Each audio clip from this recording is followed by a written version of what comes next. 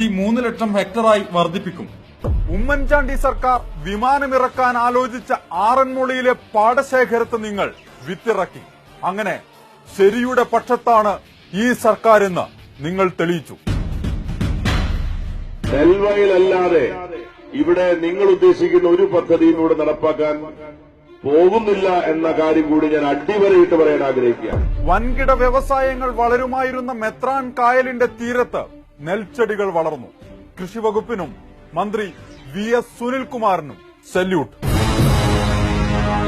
നിങ്ങളും പറയുന്നത് ആരോഗ്യം, വിദ്യാഭ്യാസം, തൊഴിൽ മേഖലകളിൽ ട്രാൻസ്ജെൻഡറിന് പരിഗണന നൽകാൻ ഉതകുന്ന തരത്തിലുള്ള ട്രാൻസ്ജെൻഡർ പോളിസി നടപ്പിലാക്കും. ട്രാൻസ്ജെൻഡേഴ്സിനെ ഇത്രയധികം പരിഗണിച്ചൊരു സർക്കാർ ഇന്ത്യയിൽ മറ്റൊന്നില്ല. കൊച്ചി മെട്രോയിൽ 23 പേർക്ക് ജോലി കൊടുക്കാനുള്ള തീരുമാനം വിപ്ലവകരം തന്നെയാണ്.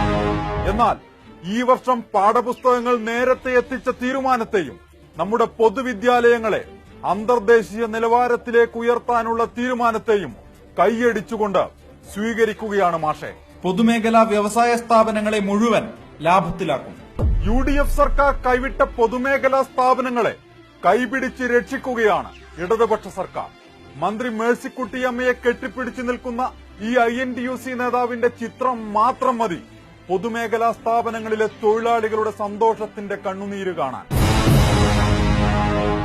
മാൻഹോളിൽ അപകടത്തിൽപ്പെട്ട അന്യസംസ്ഥാന തൊഴിലാളികളെ രക്ഷിക്കുന്നതിനിടെ ജീവൻ നഷ്ടമായ നൌഷാദിന്റെ ഭാര്യയ്ക്ക് ജോലി നൽകിയ സർക്കാരിന് സല്യൂട്ട്.